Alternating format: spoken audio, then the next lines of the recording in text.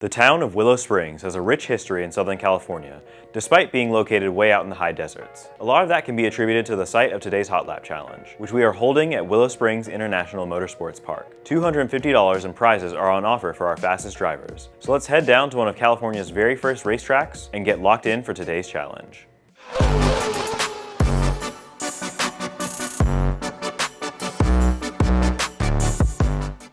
Willow Springs Raceway became a huge staple of West Coast racing after World War II, as the first permanent racecourse in the US. New and returning residents in the greater LA area took their weekends to head out to this fast, sweeping road circuit in many different kinds of cars, from European roadsters and sports cars to American muscle and Trans Am machines. When the Hughes family purchased and renovated the track, they worked hard to open the venue to multiple race disciplines over the years, and create track layouts with wildly different compositions and unique features. For instance, Horse Thief Mile is a short and intense affair, with large elevation changes and extra tight hairpins, making it a demanding course for even the most demure of road cars. Streets of Willow has many switchbacks and opportunities to get the car sideways, all while testing you to place the car perfectly and use every bit of the track surface in the correct rhythm. But being nostalgic, I thought we could take it back to the early days of Willow Springs, where it truly earned the nickname the fastest road in the West, and gave rise to legendary American drivers such as Dan Gurney, Ken Miles, Bob Bondurant, and Greg Pickett. So we head to the aptly named Big Willow for a 2.5-mile sprint around the desert. Faster turns and higher average speeds are met with elevation changes that bring lots of character to the track, while adding deceptively hard elements to some of the corner profiles. There's plenty of dusty runoff area if you get it wrong, but not a whole lot of room to race side by side through some sections. So always have a plan of attack and keep your vision as far ahead as possible. We'll talk more about the cambered corners and atypical apexes in a bit, but let's head over to the garage for a peek at our race cars for today. I did mention I was feeling nostalgic, so we will be running a group of the world's most famous vintage touring cars, including the Toyota 2000 GT, Mini Cooper, Ford Mustang 289, Mercedes 300 SEL, Alpine A110, and more. I'll be taking the keys to a classic Mazda, the RX-3 touring car. Mazda has had a standout involvement in motorsports around the world, with their design philosophy providing a great platform for grassroots racers and professionals alike. The RX-3 represents that idea as a well-balanced and lightweight rotary sports car, which came just before the now famous RX-7.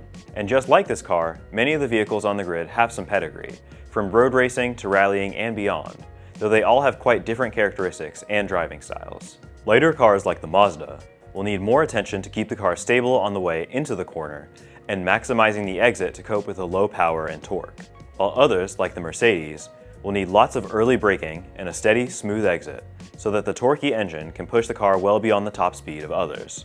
But instead of yapping on and on about the cars and the history, let's head out to the course and take a look at our trusty track map. It takes less than 10 turns to complete a lap here, but I'm willing to bet it's going to take more than a few tries to put a good lap together, at least if I'm speaking for myself. Complexes like the Omega will keep you on your toes to balance the car, while Turn 9 has a reputation for spitting out drivers who overestimate the speed they can carry.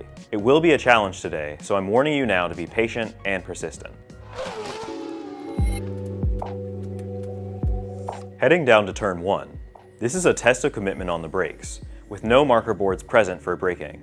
I look to the left side of the track for the tire wall, using that as my braking marker. Heavy cars will need to brake as they reach the end of the pit lane, but the RX-3 can go all the way to the end of this tire wall before slowing for Turn 1. The flip side is that this hard braking may upset the rear of the car on corner entry, so steady movements and minimal amounts of trail braking will be necessary as you set the car carefully into the apex. From there, you can drive directly from the center of that apex out to track right, carrying as much speed as you can on the way to Turn 2. Turn 2 is called the rabbit's ear, and that has a lot to do with its shape and length. You want to have a clean arc through this corner where you can start your turn early, stay mid-right on the track surface, and wait patiently for an extra late apex. The banking will help hold the car in place, but you cannot go too early on the power or the car will wash out wide. As you see the marshal's post become visible on the right, you can start to apply power and let the car track out to the left. Leave yourself a little extra room at first to understand just how much the car wants to understeer before you commit to the throttle. Each car is going to behave differently here, and tuning the car suspension can net you some serious confidence and time gains. Turn 3 is only a short run away from the exit of 2, and it is way tighter than you think, with the exit rising uphill and prompting the car to understeer out or get upset. There's a small raised berm on track left that I usually look for on my way to turn 3, and I get on the brakes before the nose of the car hits that point. Try to go for a later apex here if you can carry speed in, but manage your braking and get the car to the left without upsetting it on either corner entry or exit. Turn 4 is a strange double apex over a crest, and you'll turn in early to hit the first part of this double apex just before the thin curbing on track right. As you pass the curb, let the car float out to the left before turning in hard for a late apex to complete turn 4. Your speed should be low still from turn 3, so you may only have to brush the brakes and manage the power as the car gets light going over the crest. Turn 5 has you staying to the right on approach, but as the track heads out to the right, you should be ready to brake in a straight line for a quick moment and guide the car into the apex of the left-hander. The compression will again upset the car, so be careful with the balance of oversteer or understeer and carry as much speed as you can up the hill and over the rise of turn 6. You'll want to stay to the right and let the car naturally wash out as you come over the slight bend over the hill. Now the fun part. We get to turn 7 and 8, the wings leg and the sweeper. Turn 7 is hardly a turn at all, just a gentle shift to the left to set up for turn 8. Since there's not much in the way of aerodynamics, you'll need to put the car on the left side before turn 8 to carry as much speed as you can on the way through. You may have to lift off the throttle a bit, but braking should not be necessary. That brings us up to turn 9, the final and arguably most difficult turn that can make or break your lap. Get the braking done in as straight of a line as you can, and you are again targeting a late apex, thanks to a blind exit onto the main straightaway. I brake at the dark mark on the pavement here, and wait a long time, just like turn 2, to get the car back on power and down the main straight to finish our lap.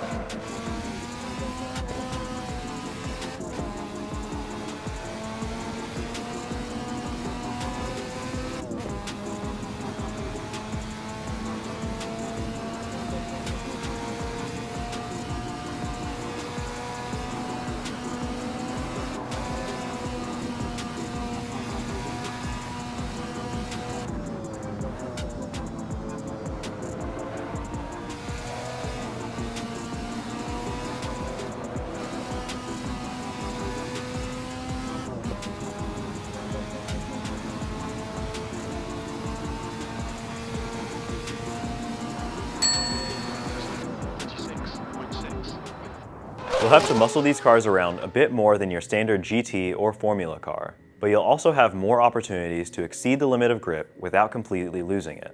Focus energy on getting late apexes into strong corner exits. Due to the high-speed nature of the track, there's a lot of time to be gained by getting that maximum speed off the turn, like at turns 1, 5, 6, and 9.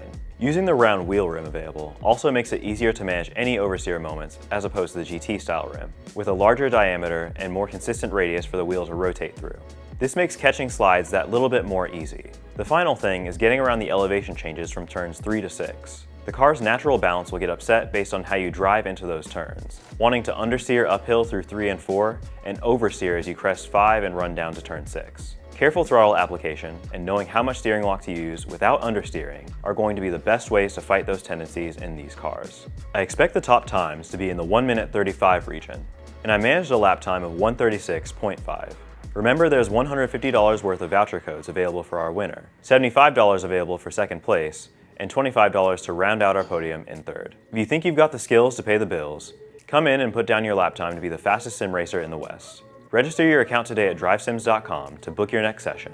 And if you want that extra leg up, join our Apex Club membership for discounts on your simulator time, iRacing access, exclusive offers, prizes, perks, and more. Thank you so much for watching the video to the end, and make sure to leave us a like if you enjoyed it. Share with your friends to make sure you lock out the top spots. And if you want to see more guides like this every month, subscribe to the channel. My name is Blake Phillips. I'm the resident in-house instructor for Drive Sims. Looking forward to running some laps with you. And until next time, we'll see you all out on the track.